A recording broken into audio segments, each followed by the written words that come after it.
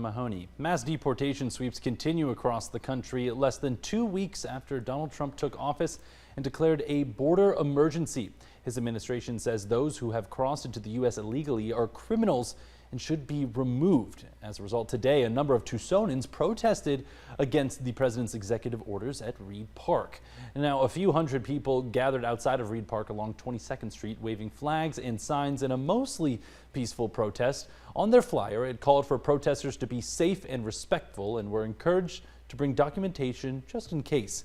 They were calling out a number of the administration's immigration policies, including mass deportation sweeps, the return of the Remain in Mexico policy, and the militarization of the border. Diana Cortez decided to organize the protest here in Tucson after seeing others that were taking place across the country. You know, immigrants do make this country go round. There's more than just trying to kick out the illegal immigrants. I feel like it has more to do with like they want to be racist towards us to a specific group of people, and I think that's like wrong, and it makes me angry. It makes me so angry. At one point, Tucson police officers had to stop people from crossing the street to get to the median, which led to a brief confrontation. 13 News reporter Renee Romo was out at the protest this afternoon and spoke with a couple of people that were in attendance. She has more on why attending today's protest was so important to them.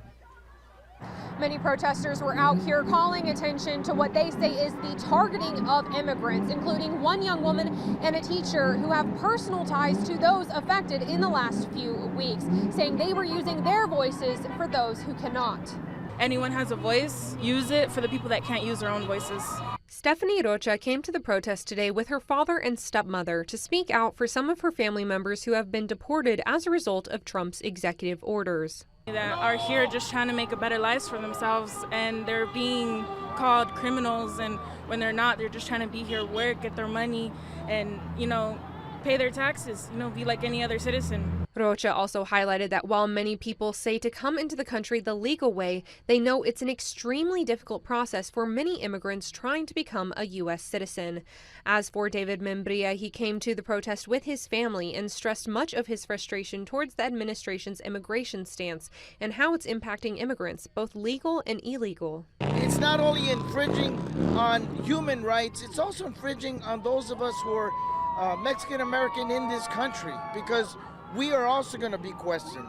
Much like Rocha, Membria, a teacher, also went to the protest to be a voice for those unable to speak out for themselves, with students who have been impacted by Trump's recent policies. And we have kids that are pretty scared. They're scared because they don't know what's going to happen. Membria explained that it's been difficult for him to grasp how he's supposed to protect his students if law enforcement were to come for one of them. How do we know specifically where they're taking this child? And how do we as a teacher, as a human being, as an adult, as a protector of children, how do we protect them? How do we keep them safe? How do we know where they're going? It's just not right. It's just not right. There will be another immigration protest held tomorrow afternoon, and it is expected to be even bigger than this one today. You can find more information on our website at KOLD.com. At Reed Park, Renee Romo, 13 News.